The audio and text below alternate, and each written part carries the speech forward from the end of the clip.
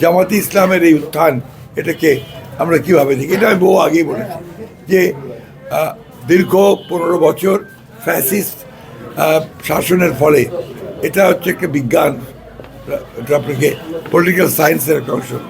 যখনই গণতন্ত্র চাপা থাকে, তাকে যখন বাঁধ আটকে দেওয়া হয়, তার কণ্ঠরুদ্ধ করা হয়, তখন অন্য উগ্রবাদী শক্তিগুলো মাথা তেড়া দিয়ে উঠতে থাকে।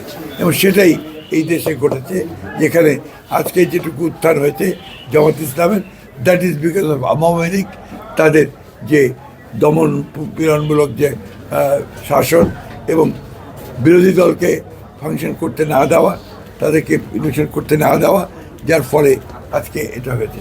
বাট আমি অত্যন্ত কনফিডেন্ট যে বাংলাদেশের জনগণ ইতিমধ্যে তাদেরকে রিজেক্ট করেছে, বিএনপি 2/3 মেজরিটি পেয়েই গেছে।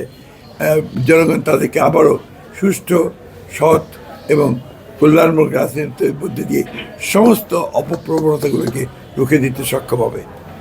আমরা সবসময় আমাদের যে কমিটমেন্ট, সেই কমিটমেন্টে আমরা সবসময় অটল থাকি।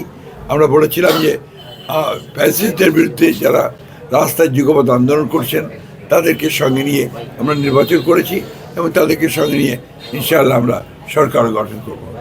আমরা জুলাই সনদে যা যা সই করেছি, সেগুলো আমরা সবগুলো ইমপ্লিমেন্ট করব, প্রায়োরিটি আমরা করতে থাকবো ধীরে ধীরে পর্যায়ক্রমে। আমাদের যে কৃতজ্ঞতা আছে সেটাও আমরা পর্যায়ক্রমে আমরা আপনাদেরকে অবশ্যই আমরা এগুলোকে কার্যকরী করব। এই উইকটিকে মূল্যায়ন করতে হবে সেই কোণ থেকে, বিএনপি হচ্ছে বাংলাদেশের সবচেয়ে জনপ্রিয় রাজনৈতিক দল।